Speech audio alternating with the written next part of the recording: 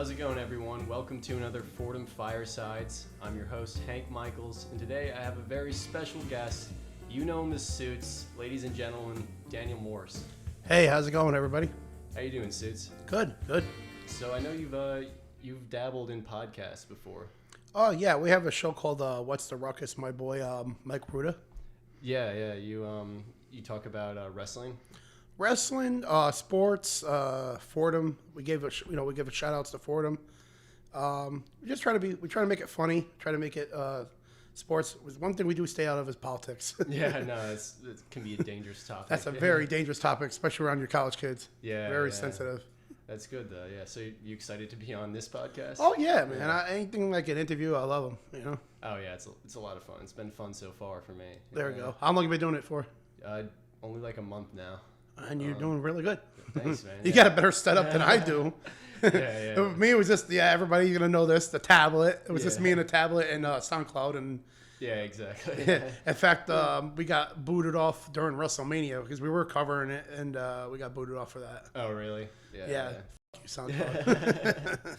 This is my so you're my episode 9, so I'm almost at double digits. Wow, yeah. for a month and all right. Yeah, I do like 2 weeks. I'm a little mad I'm not in one, but hey, it's okay. As long as I made the top 10, right? Yeah, no, it's impressive enough. This would be the best show you're ever gonna have. Yeah, exactly. So, Suits, you're people here probably know you because you work as a bouncer at a correction. I'm a bouncer, but I am a manager at the same time. Okay, yeah. But people who know you probably recognize you as the bouncer, but you have both roles. But you work at Mugsy's. Yeah. Yep. People say both the things, but it's technically Mugsy's, right? Right. It's Yeah. Hold on. How does my audio sound? Does it sound? It sounds perfect. It sounds a little distant. Okay. No, perfect. Me, I'm just not used to the microphones. Yeah, no. I was just wondering if something was off here, but no, I think you seem great. I think we're fine. Yeah. So, how long you been working there? Oh, 20 years. 20 years, really? Oh yeah. So 90s? 98. No, so exactly 20 years. Yeah. Yeah. I popped on the scene 98. Yeah. Yeah. And I know when I had Simon on, he mentioned how you started working for him at Hal. Yeah, I did a long time ago. Yeah. How long were you there? Nah, not that long. Probably months. Couple months, okay. Yeah. And then went to Mugsy's right away? Well, no, not right away. What happened? Well, I guess I can get into the story how I became Suits. Yeah. Well, I was actually working at Rigoletto's on Arthur Avenue because I was doing acting. I needed just a day job until things really clicked in. Oh, okay. And, well, it wasn't a really successful story. I didn't really make it big, but being on Arthur Avenue gives you a lot of insight. Sure. Bronx and New York and everything. I was on an audition, and I was coming home, and I had the owner gave me a couple of suits. Yeah. That very expensive that I couldn't even afford. And then I started working. Everybody started calling me Suits because I didn't know who I was. And I asked the owner, his name was Robert Zamboli. Sure. And I says, Robert, my name is Suits. So, no, my name is actually Daniel Morse. Wasn't Suits yet. And he says, yeah, I met you at Rigoletto's. I remember seeing you there. I said, wondering if you mind if I come in as a customer because I heard you only take Fordham students. And he says, no, I don't mind. You seem like a great guy. And then we got into it, and I said, listen, I need an apartment. I'm living over on 183rd, and I like this neighborhood better. And he says, I can get you an apartment by tomorrow. Okay. I was like, wow, that's the quickest thing ever. And I got an apartment right across the street from Mugsy's. Okay. Yeah. And so I became Mugsy's regular as a customer first. And then after a while, Bobby's like, hey, listen, you come here more than everybody else. You want to keep an eye on the bar for a while? And I said, listen, Bobby, if you ever need extra help, I can help you. And then he says, no, but go try Howl at the Moon. And I tried Howl at the Moon, and they said that they could use me every now and then. And then, but I liked Mugsy's. I liked it because it was small, not too big. And I was working at Howl. It was like too many people. And I worked at a dance club in Connecticut. Okay. Yeah. So I was already used to too many people, like 3,000 people at our club we could fit. Yeah. It's huge. It was Great Gatsby's of the book in New Haven, Connecticut, at the 96. So when that year, I just decided I want to stay at Mugsy's because I was living across the street now. I moved there. It's nice. Living right across the street. And then he asked me to start watching the place, and then I started helping out. I'm learning the bar more better. And then it was really funny because I said, Bobby, you think I could take over this place? He goes, no. And then He says, you could never run a place like this. And then years later, I seen him. I said, Bobby, what do you think now? You think I can run this place? He goes, you? I heard so many stories. You got this blindfold. So, yeah, I changed people's minds. So I've been there a long time. Nice. So the Suits nickname has been there since you started working. Well, there. yeah, like I said, okay, so I didn't really get to that story yet. After he got me that apartment, I was on an audition, and I was coming home late at night, and bar time, and I seen he's getting jumped by a bunch of kids. I don't know if they weren't. I don't think they were Fordham students, but they're just too many of them. Yeah, yeah. And he was getting outnumbered. Him and his buddy. Yeah, they could handle themselves, but it was just too many for them. Sure. Yeah. So I came in and I started kicking ass and throwing kids left and right, and people were watching, and they didn't really know who I was because I was a quiet person. I didn't know too many people. I wasn't really like talkative, and I didn't know anybody, so I was more quiet than I am now today. Yeah. So that's how it happened. So you saved his life? Well, Yeah. no. Basically, I repaid the. Listen, if a guy is gonna do a favor for you, got me an apartment right away, I'm gonna definitely pay him back. Yeah.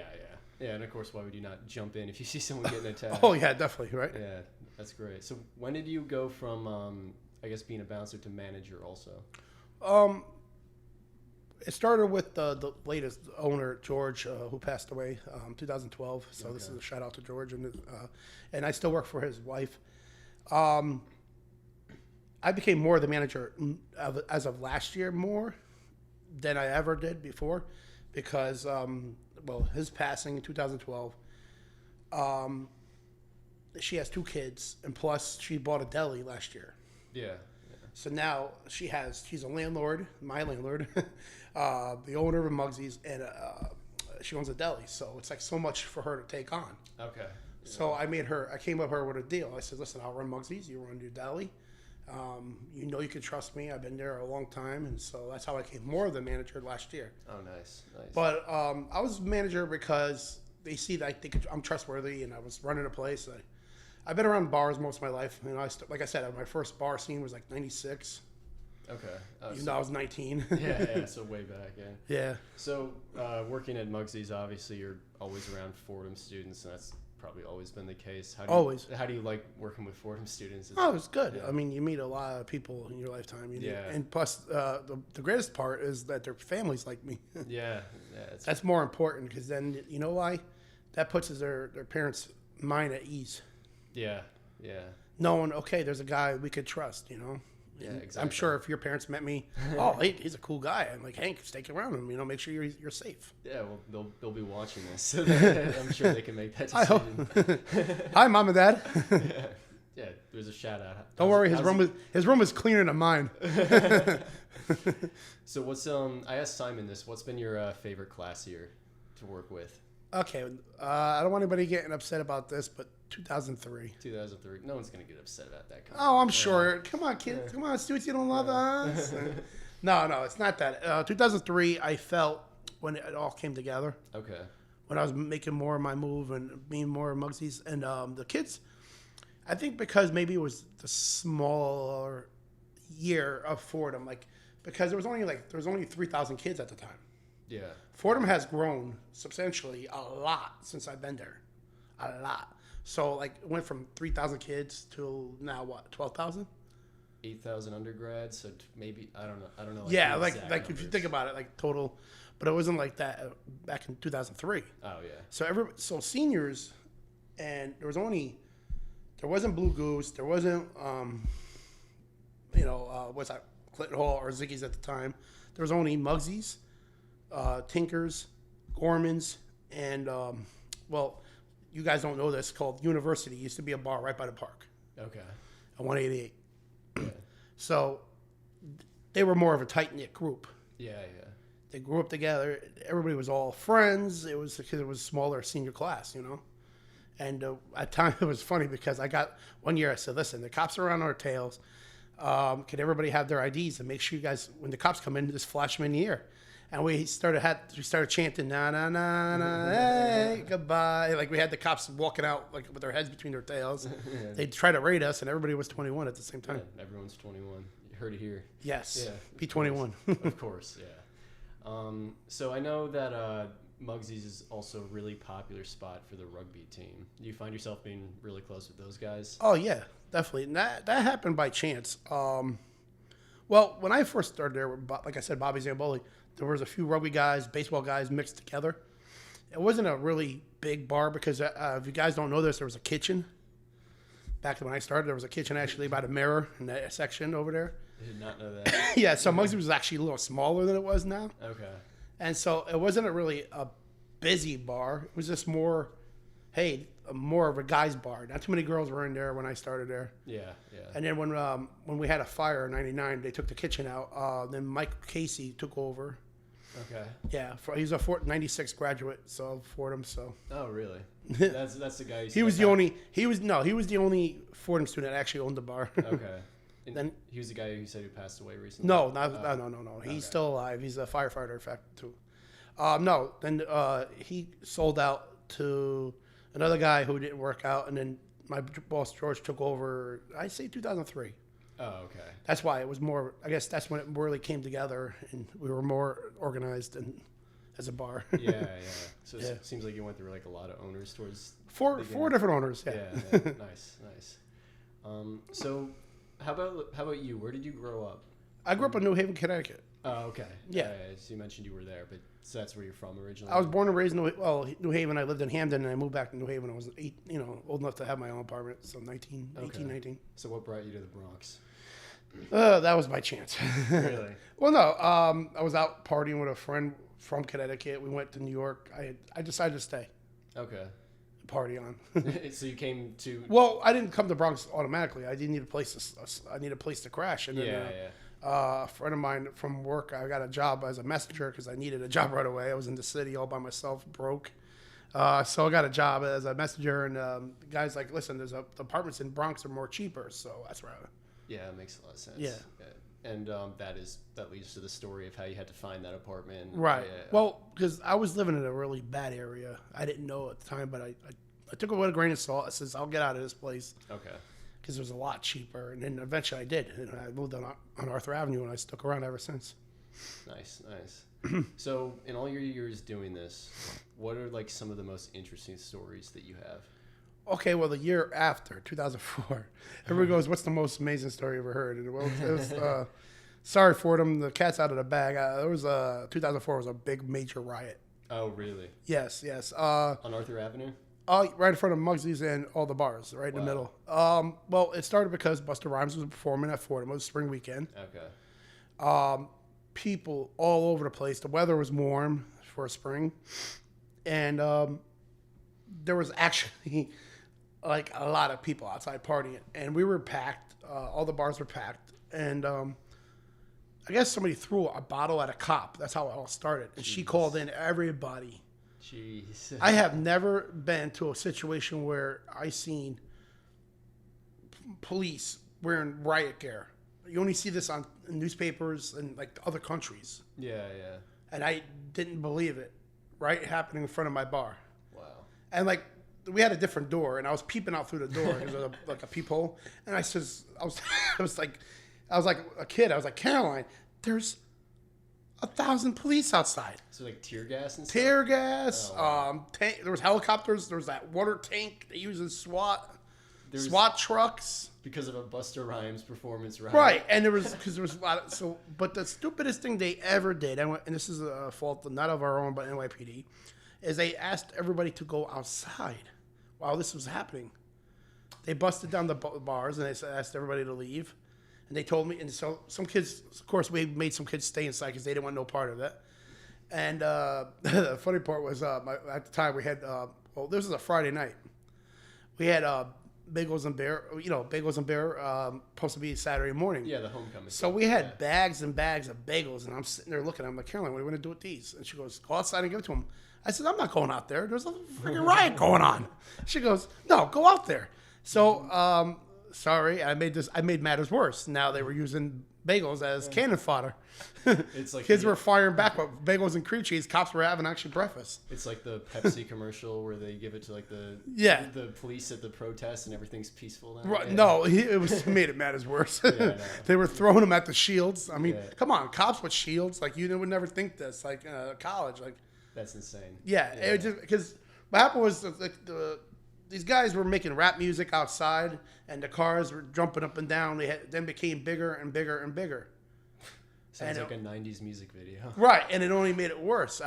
She called it. I mean, everything. There was helicopters, cops, news reporters. It was like, and then of course, like it all got pushed under the rug. But the bad part about it was Fordham was actually expelling people for that. Like, Really? Yeah. I mean, I guess that makes fighting sense. with cops and everything. Yeah, so it was a crazy spring weekend, man. Yeah. Wow.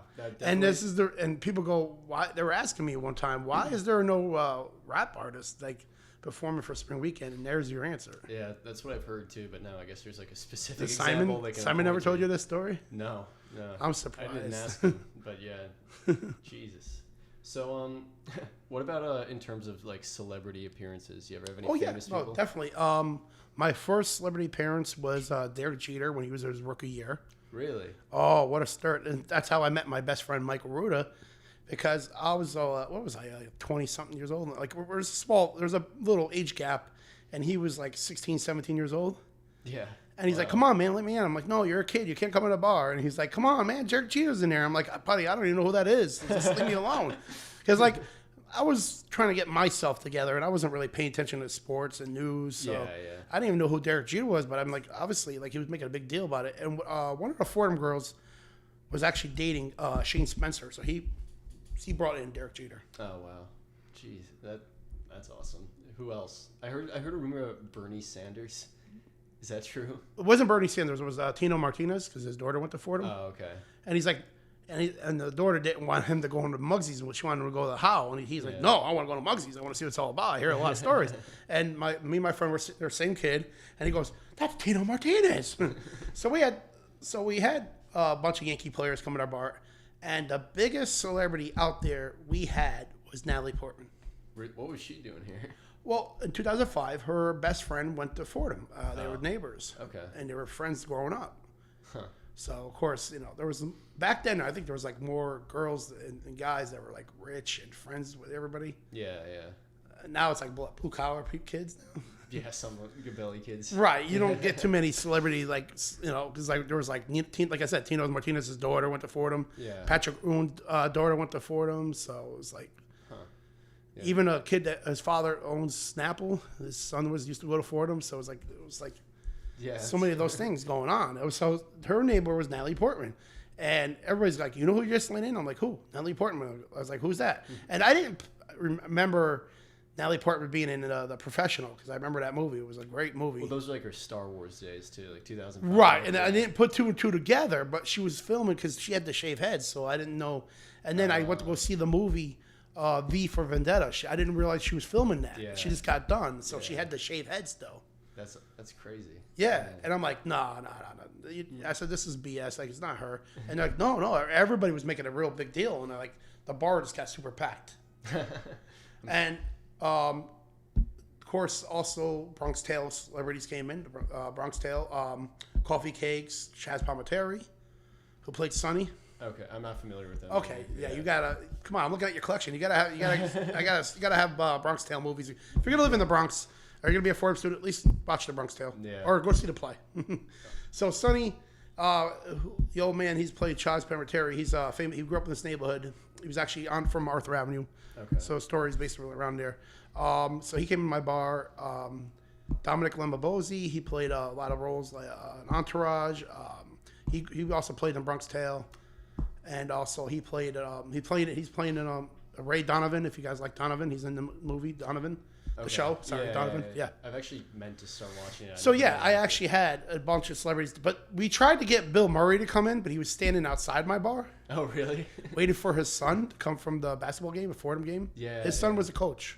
Okay. Yeah, for I think Rhode Island University. Okay. Yeah. That was fun.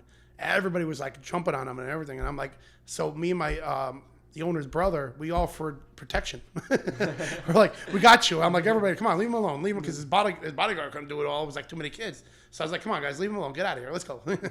How old was he at that time? Oh no, this is only a couple years, like Oh, 2014. Oh, Yeah, okay. yeah. Yeah. 15, I think it was. Yeah. What's the most recent celebrity we've had at Mugsy's? That was Bill Murray. Yeah. Oh, really? Okay. So no one since 2014? Right. No spring weekend performers? Or No. No, like, it was, I remember the biggest concert event we had was a Good Morning America. The U2 thing, yeah. Yes, you remember that U2 thing. What's his name? I'm bad with names. Bono? Bono. Yeah. He says, "Oh, I'm going to Mugsy's." I'm like, and he never showed up. I was kind of upset about that. That would have been pretty cool. Yeah, right? Yeah, gotta get more celebrities in Well, there. It's been a while. No, wait. It was like Tino Martinez, I think, was the last one. I'm not pretty sure. But it wasn't too far off. Yeah. So before we go, do you have one last like story or anecdote you want to throw out there that you think people should know about Mugsy's? Mugsy's also played some roles in movies and stuff like that. If you want to go watch, I was in a movie. I'm showing people the trailer, Cross Bronx, the movie. You get small scenes in the Mugsy's. There's fighting scene and stuff. Oh, really? Is it like a student film or is it a? No. It was a buddy of mine. It was like a It won an award in L.A., but didn't really do much out there. But Turtle's in it from Entourage. Sure, yeah. I have some friends that watch that show. They definitely. Yeah, because some kids didn't know who Turtle was. I also did a interview, which the paper's going to come out tomorrow. So you guys make sure to grab a copy. It'll be Suits going to be in there and his interview as well. Oh, nice. Yeah, so. Yeah. And, so let's keep Suits forever. Let's keep Mugsy's going, you know? Yeah, for sure. Hey, thanks so much for coming on. This is a great one. Heck, I'm actually surprised you didn't ask me about what happened with me retiring. Oh, my God. Oh, yeah. Actually, that was when I first asked you to come on the podcast. That's like specifically what I was thinking about. But, I have to ask that now. So what happened? Or let me just give some background for what people like may know from my perspective. You posted an Instagram post saying like you were fed up, you were done, it's over. And then the next day you went back on it and said like, oh, it's just... Fake news. Yeah, no offense. I was actually arguing. When you have you've been there so long, you take on so much responsibility. Yeah. And sometimes it gets to you. It was over something stupid. Trust me, it was. It was something stupid. An argument between me and my boss. Someone who got involved was getting making problems, and you just gotta remember we're human. We get too much.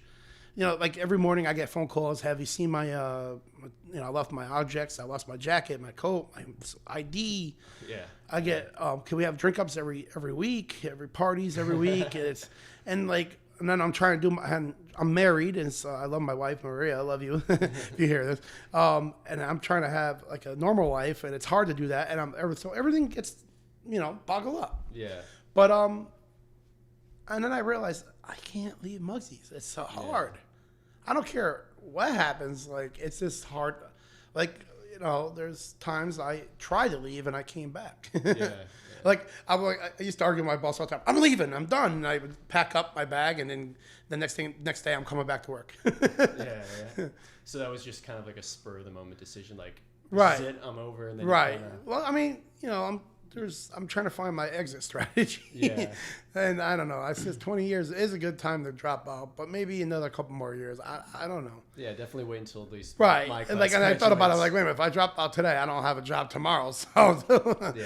So it's kind of that factor. And so yeah, I've been there 20 years, and it's I'm not leaving.